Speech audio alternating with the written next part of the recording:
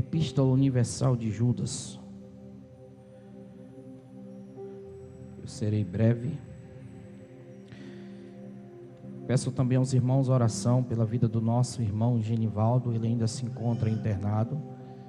Foi necessário fazer alguns procedimentos de exame, tá? Mas ele está bem, está consciente, lúcido, está tudo em paz. Mas precisa das nossas orações para que o Senhor complete a obra de cura, de restauração na vida do nosso irmão.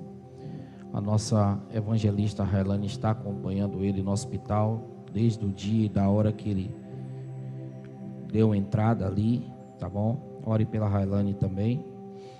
E eu tenho certeza que Deus colocará tudo no lugar e vai dar tudo certo em nome de Jesus.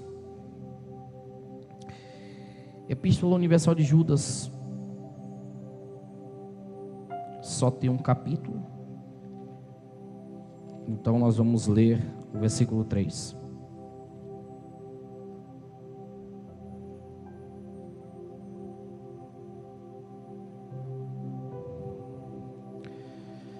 O texto diz assim: amados, procurando eu escrever-vos com toda a diligência acerca da comum salvação, tive por necessidade escrever-vos e exortar-vos a batalhar. Diga comigo, batalhar pela fé que uma vez foi dada aos santos. Coloca o tema da mensagem, por favor. Diga comigo, uma fé vivida, não fingida, não sentida. Diga de novo, uma fé vivida, não sentida, não fingida.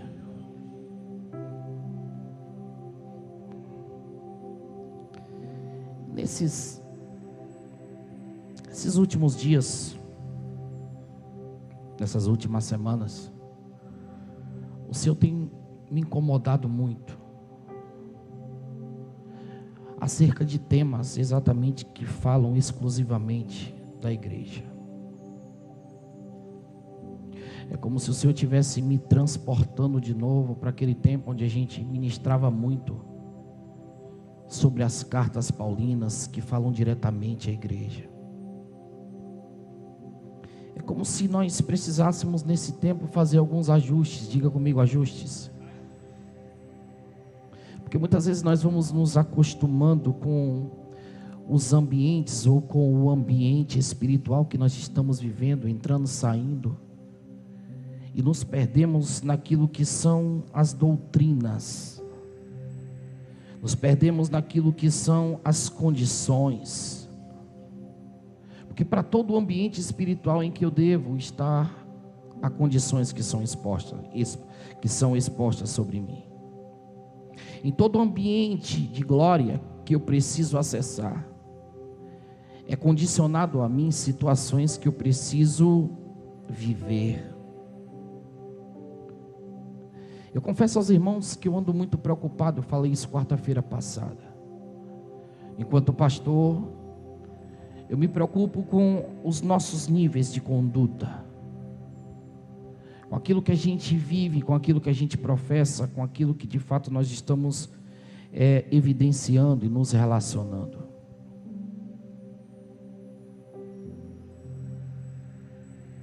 Eu estava logo mais em um determinado lugar e eu ouvi uma jovem falou para mim, para a pastora, sobre um acidente que aconteceu aqui na rotatória aqui da rodoviária, onde o jovem teve sua vida ceifada de uma forma tão trágica.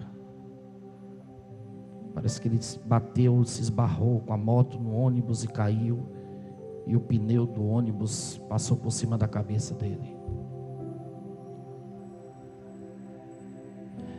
Quando eu vi isso, a menina que estava falando para a gente, ela ficou meio que em choque, e meu pensamento foi: acabou uma oportunidade. Segue-se o juízo agora.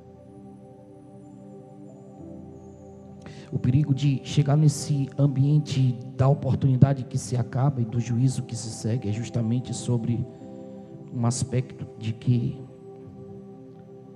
não tem mais o que fazer. Eu estava ouvindo uma mensagem hoje do pastor Adson, meu pastor, sendo ministrado por uma palavra. E a palavra que ele ministrava foi exatamente sobre um tema que dizia: nós somos um.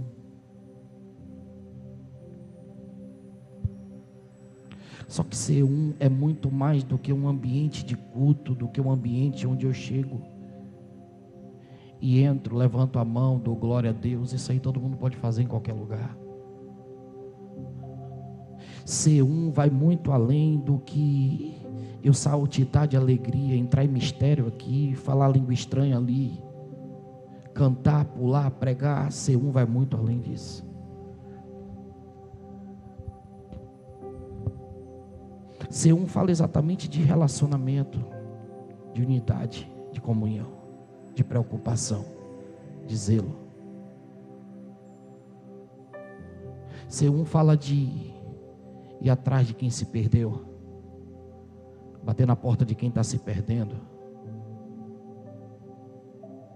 Ser um fala de eu não viver apenas dentro da minha bolinha santa, a bolinha que eu crio de santidade e eu me envolvo nela, ou deixo ela se envolver em mim, onde muitas vezes eu me acho melhor do que alguém, mais santo do que alguém, e por isso eu não me relaciono. Unidade fala muito mais do que aquilo que a gente professa aqui. Mas eu preciso sair desse ambiente de meras palavras e cumprir de fato o propósito. A propósito, nós estamos vivendo uma geração que arruma desculpa para criticar tudo. E muitas vezes só se relaciona com alguém para criticar alguém, para criticar um irmão, para criticar a igreja, para criticar o pastor da igreja, para descer a lenha, descer o pau, tem prazer nisso.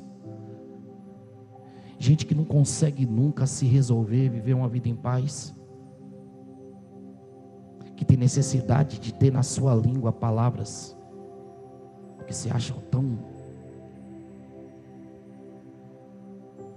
esse ambiente tão profético que a gente vive, de pessoas que profetizam tantas bênçãos na vida de alguém, que falam tanto do amor de Deus para alguém, pessoas que de fato têm uma essência de Deus tão poderosa em suas vidas, que são instrumentos de Deus na vida de pessoas, mas também na mesma potência que profetiza, dentro do mesmo tamanho da língua que sai a bênção, sai também palavras de maldição através de críticas que não constroem nada, só destrói. Você sabe por que a gente entra nesse tipo de ambiente, Júnior? Porque dificilmente a gente exerce uma função que todo cristão tem que ter. Um dia Jesus olhou para aqueles discípulos morando e disse assim: vem cá, chega aqui, bota o pé aqui que eu vou lavar teu pé. Você sabe por que Jesus fez isso, Rebeca? Porque Jesus estava falando exatamente, ou nos ensinando aqueles homens exatamente o que é ser um. Porque no dia que eu lavar teu pé, você entende que há comunhão entre eu e você. E a nossa geração não quer fazer esse tipo de serviço porque acha sujo demais. Quando Jesus ele faz isso, Pedro olha para ele: não vou, não, o senhor não tem que fazer isso não. Eu não sou digno de que o senhor lave meu pé, porque existem os indignos que entram nesse ambiente do vitimismo tão grande, da sua falta de dignidade, para acessar esse ambiente do serviço que alguém quer prestar para você. Jesus olha para ele e diz assim: veja bem, queridão, parafraseando o texto, Se eu não lavar teu pé, você não tem parte comigo. Não lava só meu pé não, me dá logo um banho. Porque eu me submeto a isso, sabe para quê? Só para não perder a tua presença. Eu me submeto a qualquer nível de sacrifício, só para não perder a tua presença. A falta de unidade se dá justamente por esse ambiente de disputa. Esse ambiente onde alguém quer ser melhor do que alguém. Esse ambiente onde alguém quer se sobressair sobre alguém. Esse ambiente onde alguém quer ser melhor do que alguém. Eu gosto desse tipo de oração que Moreno faz. Quando ele se coloca numa condição de pecador. Porque tem gente que se acha tão santo que não tem nem coragem, não pode. Porque se alguém vai ver, abrir a boca e dizer: eu sou pecador. Não, que é isso, eu sou santo, eu oro, eu subo o monte, eu desço o monte, eu consagro, eu jejum. Não, eu não estou nesse meio não. Quem foi que te disse que você não está nesse meio, pecadora? Quem foi que te disse que você não está nesse meio, pecadorzinho? O problema é que você se acha tão justo, tão honesto, tão fiel, sabe? Mas muitas vezes está transitando em ambientes que Deus não quer. O problema da gente é a gente que tem que colocar peso sobre pecado. E quando eu digo colocar peso sobre pecado, é que a gente tem mania de colocar pecados em balança. Deixa eu te falar uma coisa nessa noite, me permita te dizer: pecado é tudo pecado, irmão. Pecado é tudo pecado e faz separação entre o homem e Deus, sabe? É claro que num ambiente como esse tem alguém pecando mais, alguém pecando menos, mas o ideal é que a palavra seja pregada para que todo mundo, para aquele que está pecando menos que todo mundo, mas que todo mundo encontre o caminho da verdade de Deus absoluta. Eu estou sem bateria aqui, pega a bateria lá na minha sala. Para Deus. Deixa para lá. É sobre isso, é sobre eu entender que eu não sou santo, eu não sou perfeito, que eu não sou melhor do que ninguém.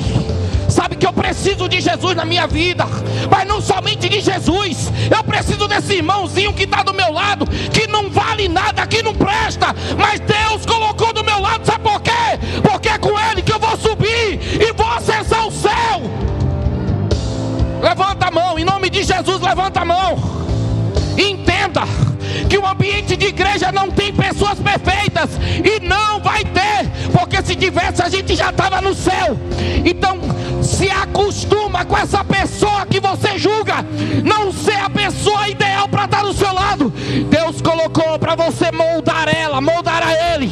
Mas olha, deixa eu te falar, seja humilde, seja humilde, bota o pé no chão, coloca a cabeça no céu e entenda que o que Deus quer fazer na tua vida é te usar para ser canal de bênção na vida de alguém. Pega essa língua, coloca dentro da boca e para de falar o que não edifica.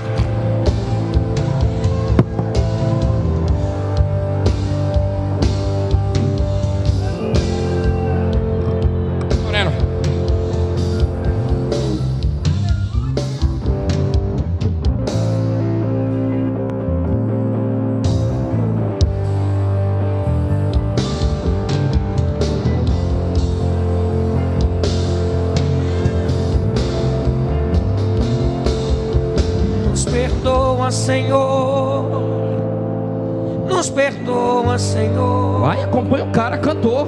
Nos perdoa, Senhor, por tudo que fizemos que não te agradou. Nos perdoa, Senhor. Nos perdoa, Senhor. Nos perdoa por tudo que fizemos que não te agradou.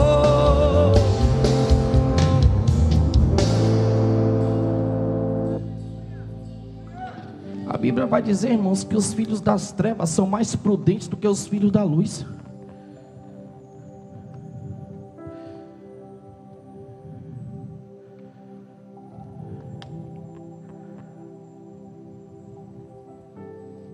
Deixa eu falar uma coisa para você.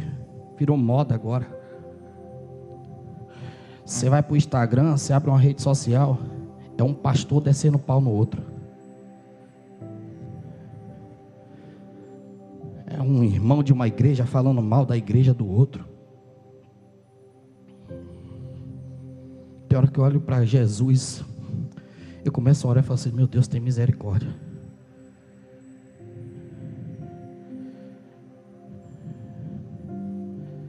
Como é que a gente vai chegar no céu desse jeito?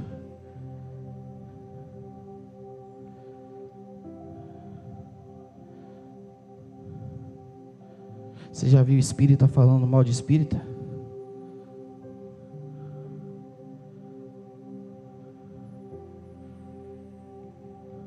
Você já viu os do candomblé, um falando mal do outro aí?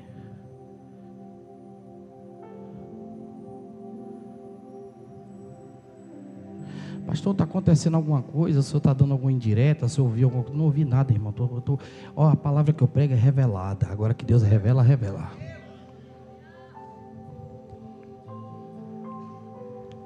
Eu tenho 2 dias seguidos.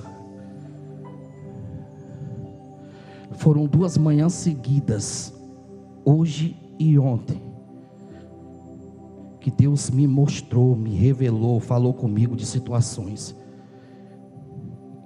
E nas 2 eu tive resposta. Eu até brinquei, falei: olha, eu estou muito profeta esses dias.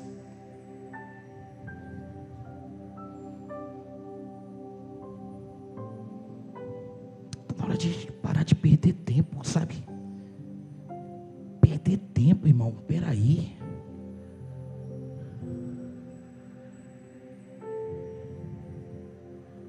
Está na hora de a gente caçar o que fazer alguma coisa produtiva para o reino. Porque se tem alguém acostumado com essa terra, irmãos, eu não estou acostumado com ela. Deixa eu melhorar para você entender, eu não gosto da terra. Eu quero ir para o céu, irmão. Para mim já deu. Outro dia eu estava ouvindo um hino, uma menina cantando um hino da harpa, um hino muito bonito, que muito fala comigo. Eu coloquei lá: que saudade de um lugar que eu nunca tive, Isaías. Um lugar que eu nunca pisei, mas me dá uma saudade desse lugar tão grande. Me preocupa ver essa igreja dessa geração que não se move mais por esse ambiente celeste.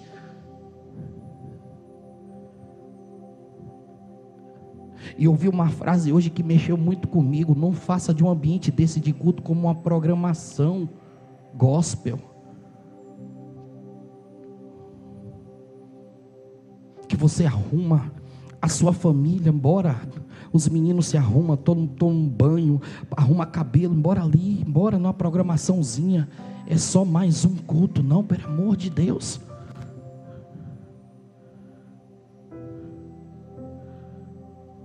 As pessoas já estão perdidas, algumas, outros estão se perdendo,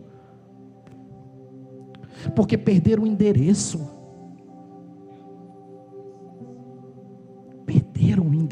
Perderam a essência,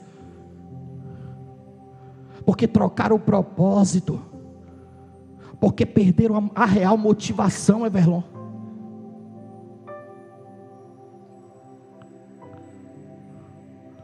Porque vieram só por vir, ficaram vindo só por vir, e tem uma hora que vim só por vir, irmão, não sustenta ninguém.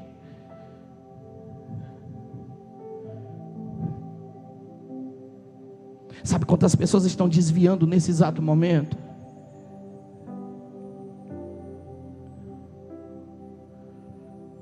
Sabe quantos crentes modernos, baianos, já compraram ingressos de festas que vão acontecer nesse final de semana? Sabe quantos vão botar aquele chapéu de palha na cabeça só para se esconder, porque estão em ambientes que não deveriam estar?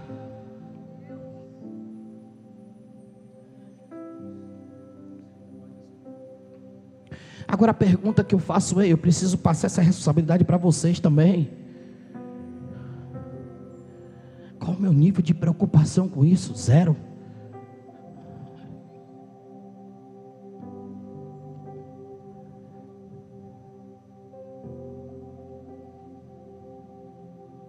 Nós estamos aí vendo acontecer no mundo o que está acontecendo. O que a igreja está fazendo por isso?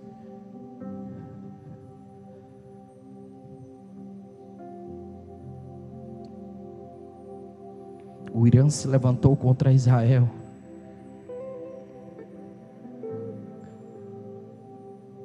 Já estão se atacando, pessoas morrendo.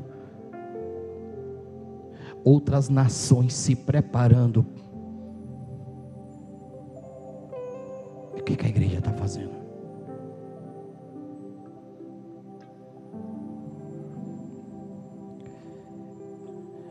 Porque se a minha oração diante de tanta coisa que eu estou vendo ao meu redor acontecer ainda for: Deus, me dá um carro, me dá uma casa. Ô irmão, até onde vai esse nível de egocentrismo tão grande?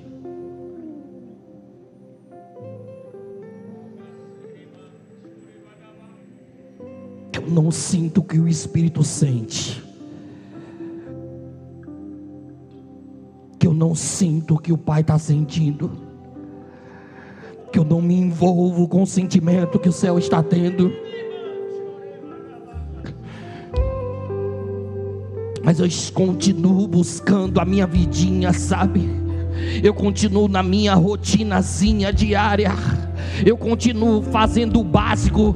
Eu continuo vindo só quando me sobra tempo para vir. Eu continuo vindo apenas aos domingos. Eu continuo vindo apenas 2 vezes na semana. Mas eu não me envolvo com nada. Eu não oro com um propósito específico e objetivo. Pastor, você está me julgando? Não estou julgando ninguém. Eu estou pregando a palavra. Se você ora, não pegue a carapuça para você não. Agora, se você não está comprometido com o reino de Deus, está na hora de você tomar vergonha na cara, parar de olhar para o teu umbigo e entender que o céu precisa de você.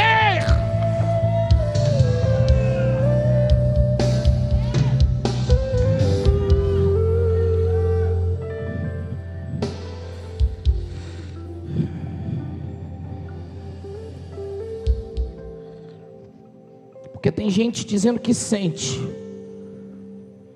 mas não vive. Sentir é fácil, viver não. O conceito de fé é muito complexo, irmãos. E pode ser sim entendido de diversas maneiras, de maneiras diferentes.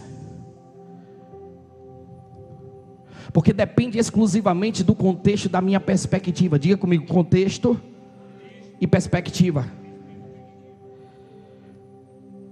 Dentre algumas definições de fé, a primeira é que fé pode ser definida como a confiança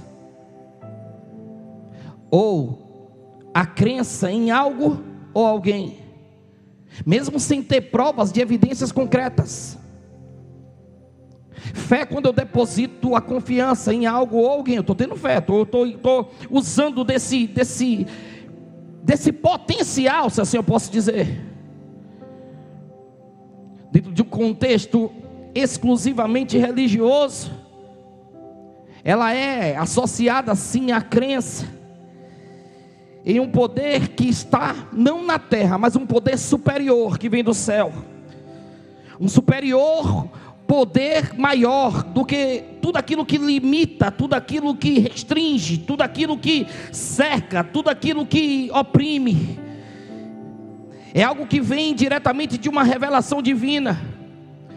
E quem dá essa autoridade para nós entendermos isso é justamente as Escrituras, a palavra de Deus, dentro dessa promessa de salvação que nós tivemos.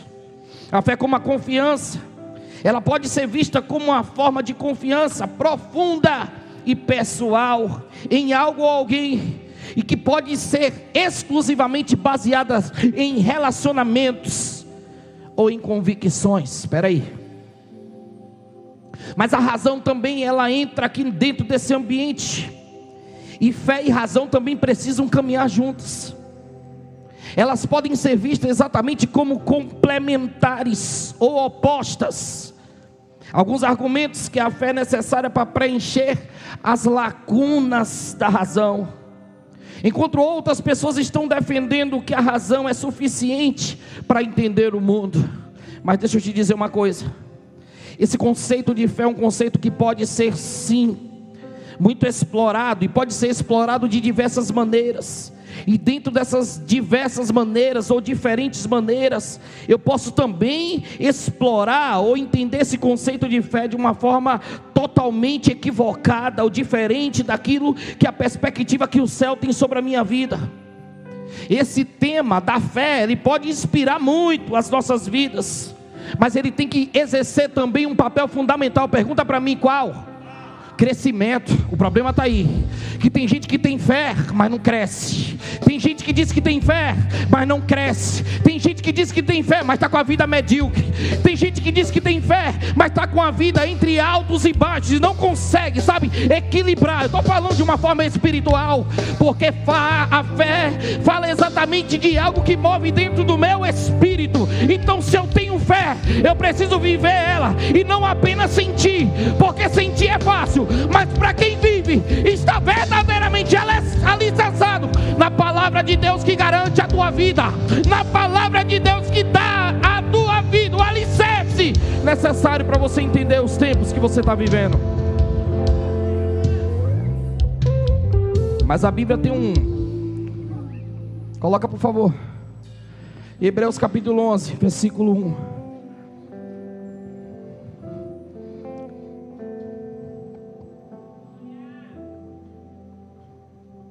Olha lá. Ora, a fé é o firme fundamento das coisas. É o firme fundamento. Peraí. Fundamento fala de quê? De base. Estrutura. Olha para essa pessoa que está do seu lado e diz assim: a fé precisa ser base, estrutura.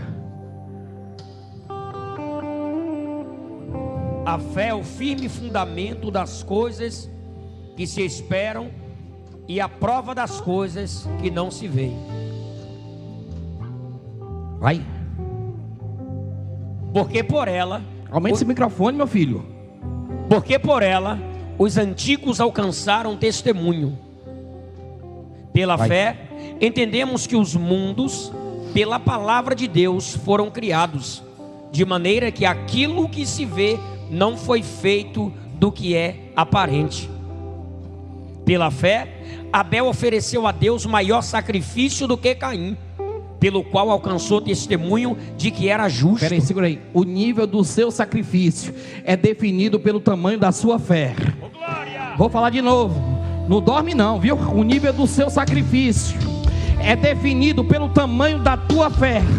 Se você tem fé, você entrega, mas não entrega qualquer coisa, sabe? Você não entrega de qualquer jeito. Você não entrega, sabe, as migalhas, o resto. Você entrega tudo que você tem, porque quem tem fé de verdade entende que o altar é lugar de seriedade. Vai, Moreno, pela fé. Dando Deus testemunho dos seus dons, e por ela, depois de morto, ainda fala. Pela fé, Enoque foi transladado para não ver a morte, e não foi achado por Deus, o transladara, visto como antes da sua transladação alcançou o testemunho de que agradara a Deus. Peraí. Enoque andou com quem? Com Deus. Andou com quem? Com Deus. E Deus fez o quê? O tomou para... Por quê? Porque ele andou com Deus. Mas o que foi que fez ele andar com Deus? Então quem não está andando com Deus está com a fé lá embaixo. Quem não está andando com Deus está com a fé lá embaixo. Pastor, como é que eu ando com Deus? Não sei. Eu não sei, eu sei que quem está andando com Deus está aqui. Quem está andando com Deus está em oração.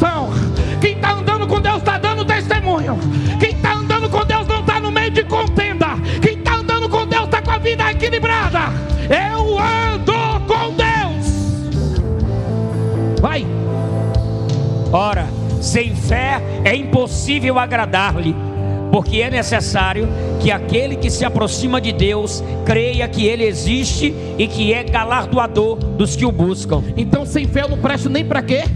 Para agradar a Deus, irmãos. Se eu não tenho fé, eu não tenho capacidade de agradar aquele que me fez. Então se eu não agrado a Ele, Ele não pode achar graça em mim, porque eu não estou agradando a Ele. Então é melhor que você agrade a Ele através da tua fé, para que Ele exerça sobre a tua vida, sabe? Uma coisa chamada, eu achei graça. Porque quando Deus acha graça, o trono se levanta em teu favor. Vai, lê mais, lê mais. Pela fé, Noé, divinamente avisado das coisas que ainda não se viam,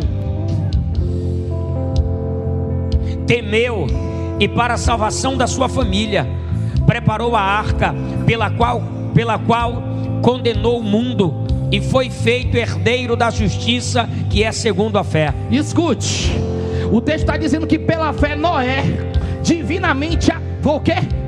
Avisado. Foi o quê? Avisado. Isso fala de obediência.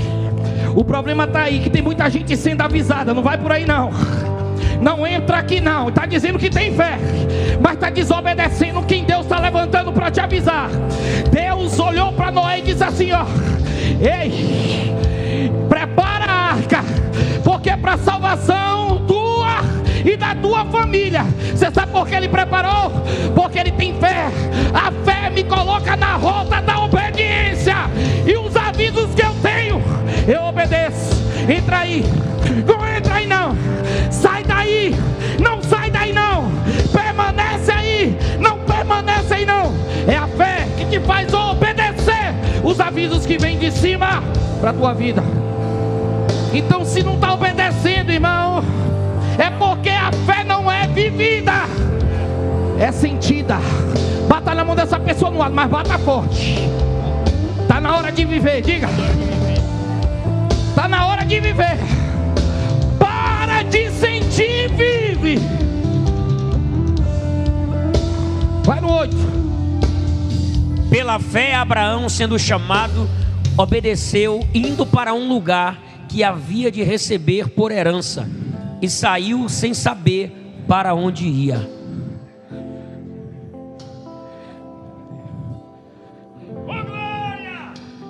Olha para essa pessoa, tem coragem? Pergunta para ela, tem coragem?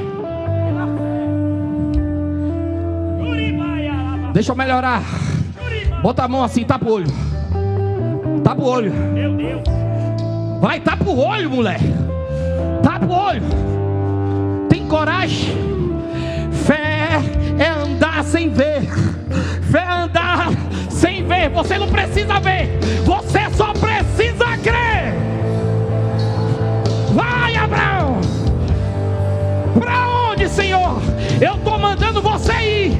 Não chegou a hora de eu lhe dizer a rota. Apenas vai. Vai. Vai que eu lhe dou o caminho. Vai que eu lhe mostro o caminho. Pela fé. Pela fé. Pela fé. Quem vive sentindo não tem capacidade de ir. Mas quem está vivendo, obedece a voz e vai. Bora, no 9. Pela fé habitou na terra da promessa, como em terra alheia, morando em cabanas com Isaque e Jacó, herdeiros com ele da mesma promessa. Você sabe qual a vantagem da fé? Uau! Pergunta para mim qual? Uau! Porque a fé traz para a minha vida tudo aquilo que é invisível. Aleluia! E se torna visível. Sai e vai para a terra que eu te mostrarei. Você não precisa ver, você só precisa crer. Mas a terra eu já lhe dei, o terreno eu já lhe dei, o território eu já lhe dei. Deixa eu melhorar que você vai dar glória agora. A porta eu já abri, eu já preparei. É pela fé que você precisa ir para alcançar as promessas que Deus tem na sua vida. Vai no 10. porque esperava a cidade que tem fundamentos, da qual o artífice e construtor é Deus. Pela fé também, a mesma Sara recebeu a virtude de conceber e deu à luz já fora da idade, porquanto teve por fiel aquele que lhe tinha prometido. Ela pode até rir quando Deus falar, vai gerar, que é isso? Eu estou velha, eu não estou lhe perguntando se você está velha. Eu faço o novo gerar e faço o velho também gerar. Você só precisa ter fé, minha filha. Vai. Pelo que também de um, e esse já amortecido, descenderam tantos em multidão, como as estrelas do céu, e como a areia inumerável que está na praia do mar. Todos estes morreram na fé. Peraí, todos estes o quê? Morreram na fé. Todos estes o quê? Vai. Sem terem recebido as promessas, mas vendo-as de longe e crendo nelas, abraçando-as, confessaram que eram estrangeiros e peregrinos na terra. Vai. Porque os que isso dizem claramente mostram que buscam uma pátria. Peraí, vai no 17. Bora, 17. Pela fé ofereceu Abraão a Isaque, quando foi provado. Sim, aquele que recebera as promessas ofereceu o seu unigênito. Só oferece quem tem fé, irmãos. Só vai para o ambiente do sacrifício quem tem fé. Quem não tem fica no pé do monte, mas quem tem sobe o monte para entregar a Deus o que Deus deu a ele, porque o que Deus te deu não é teu. Devolva a ele o que ele te entregou. Vai.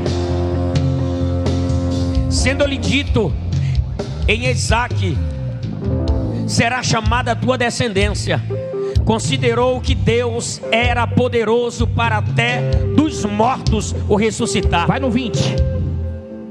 Pela fé, Isaque abençoou a Jacó e Esaú, no tocante às coisas futuras. Até para abençoar, irmãos, o outro tem que ter fé. Olha para essa pessoa e pergunta: você tem fé? Então me abençoa, vá. Vai. Ei, deixa eu te falar uma coisa. Cuidado com esses Deus te abençoe, viu? Se a pessoa está vivendo fé. Cuidado, viu? Porque até para abençoar tem que estar vivendo a fé. Vai, Moreno. Pela fé, Jacó, próximo da morte. De novo. Pela fé, Jacó, próximo da morte, abençoou cada um dos seus filhos de José. Abençoou um dos filhos de José e adorou encostado à ponta do seu bordão. 22. Pela fé, José, próximo da morte, fez menção da saída dos filhos de Israel e deu ordem acerca de seus ossos. 23. Pela fé, Moisés, já nascido, foi escondido 3 meses por seus pais, porque viram que era um menino formoso e não temeram o mandamento do rei. Porque não é só quem tem promessa que não morre, é quem tem fé que Deus protege para cumprir a promessa. Ai, meu Deus, anota isso aí.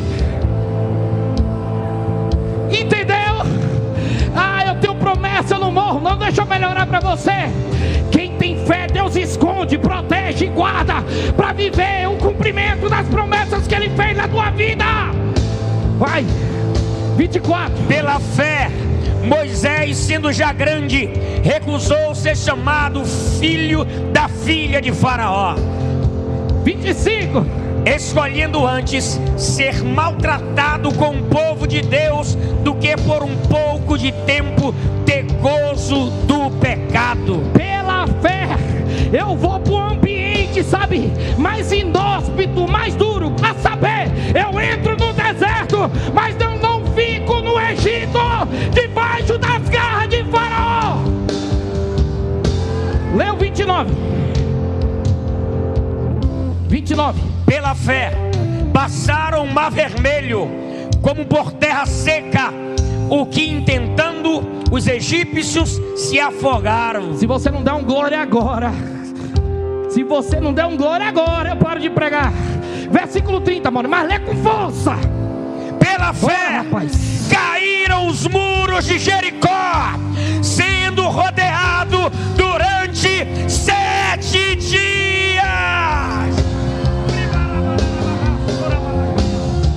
A fé tem poder de derrubar muro. A fé tem o poder de abrir mar vermelho. O que está faltando em você, crente, é o quê? É fé. É fé. Pela fé. É pela fé.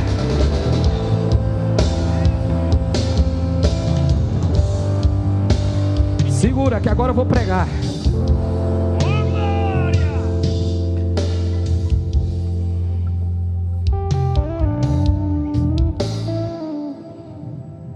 Quando Judas escreve essa carta, irmão, olha que alarido eu fiz para chegar aqui.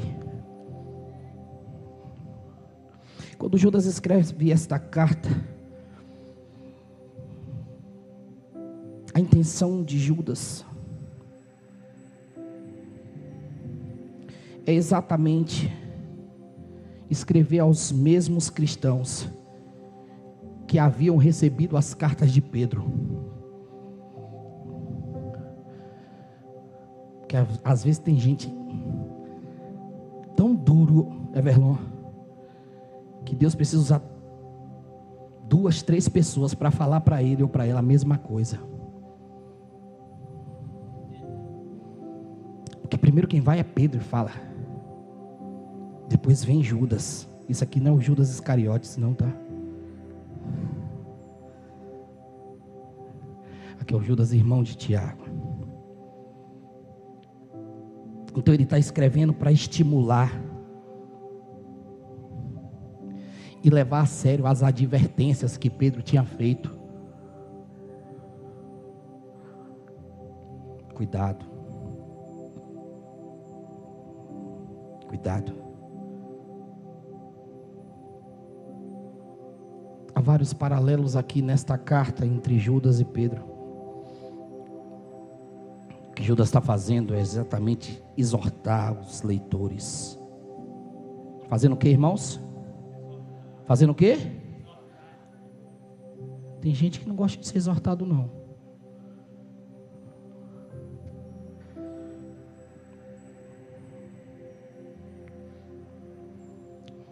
Nós, pastores, às vezes sentamos para ouvir pastores mais antigos nos ensinar. E dentre as falas de ensinamento sobre o relacionamento com a ovelha, uma das falas é: você quer conhecer uma ovelha? Exorta ela, confronta ela.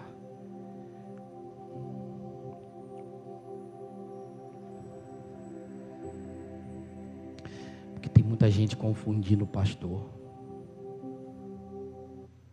Quer transformar o pastor no seu psicólogo da sua terapia de plantão, no seu psiquiatrazinho. Eu sei que é duro.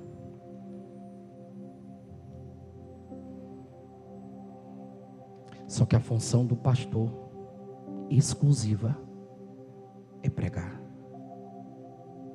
ensinar, exortar. É essa. Pastor, como é que funciona o gabinete pastoral? Funciona. Mas deixa eu falar uma coisa para você. Todo gabinete pastoral tem prazo de validade. Ele tem tempo de início e tem tempo de fim.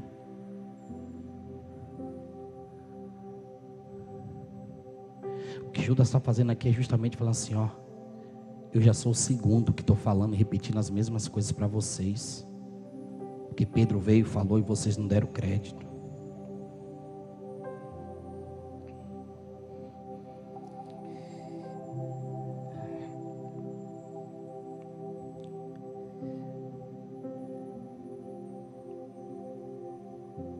Quando Judas escreve, irmãos, ele começa essa carta como um devocional tranquilo, acerca da salvação. Só que no meio do caminho da escrita, o Espírito faz com que Judas deixe a harpa. Deixa a harpa de lado. Para de tocar essa trombetinha aí.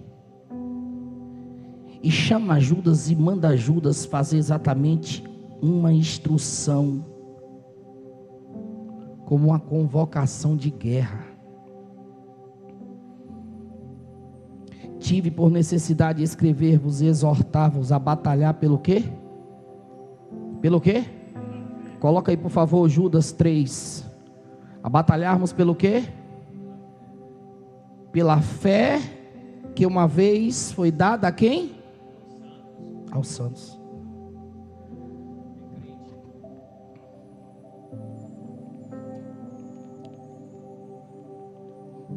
Os maiores inimigos desse povo aqui são exatamente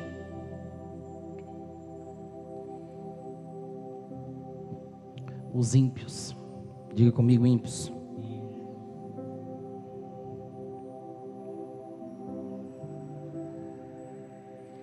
Homens que parecem que pertencem a Deus, mas são ímpios em suas formas de pensar e viver.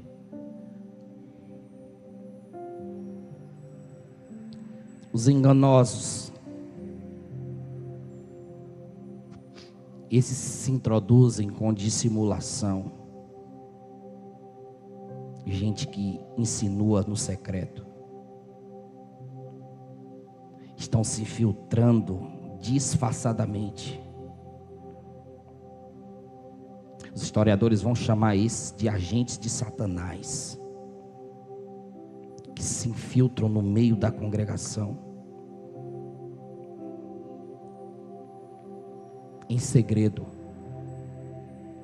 disseminando coisas, situações, como um câncer, que começa e vai se enraizando. Enquanto não é parado num processo de tratamento, vai tomando todo o corpo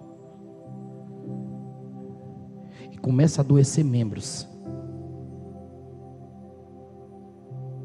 Adoece aqui adoece outro aqui, e sacrifica todo o corpo.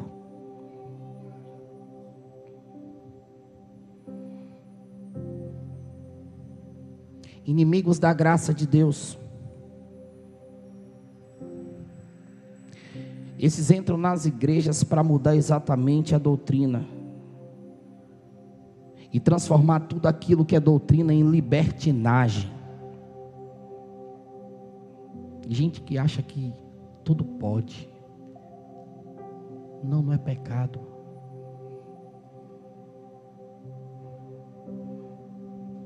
Gente que acha que todo mundo é radical e vai perdendo. Já vou terminar. Pedro havia advertido, irmãos, essas pessoas de que os apóstatas argumentariam. E um dos fundamentos da argumentação dos apóstatas é exatamente isso: vocês foram salvos pela graça, portanto vocês têm liberdade para viver do jeito que vocês quiserem. Cuidado com essa liberdade.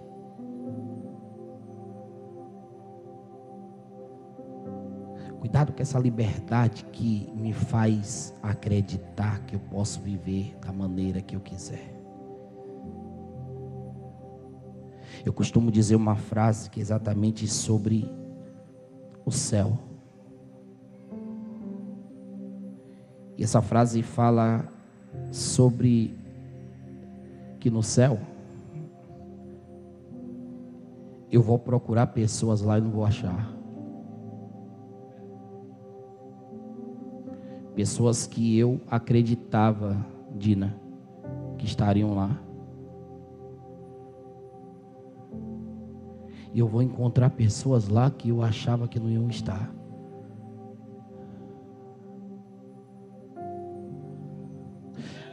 Mas a pergunta é: para onde a minha fé tem me levado, irmão?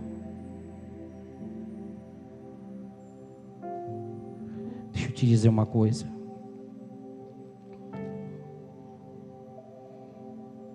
Igreja não é clube social.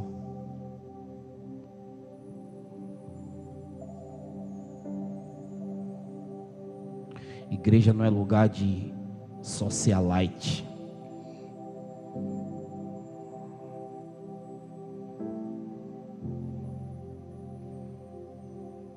Igreja não é para encontro de personalidades.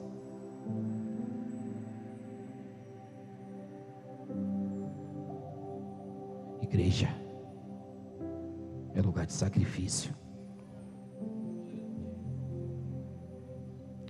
Igreja não é lugar para gente que quer ganhar, mas é lugar para gente que quer perder. Igreja não é lugar para gente que quer se exaltar, mas é para gente que quer se humilhar. Eu preciso entender que tipo de fé eu estou vivendo. Se de fato é a fé que evidencia Deus na minha vida, ou se é a fé que só me faz sentir. Peça para Deus tirar, se você tiver, claro, tirar você dentro desse ambiente de emoção que você julga que é fé. Que nós possamos ter uma fé que evidencie Cristo nas minhas ações, nas minhas falas, nos meus gestos, no meu caminhar, no meu deitar, no meu agir. Que Deus possa ser evidenciado na minha vida através dessa fé que eu professo. Fica de pé em nome de Jesus.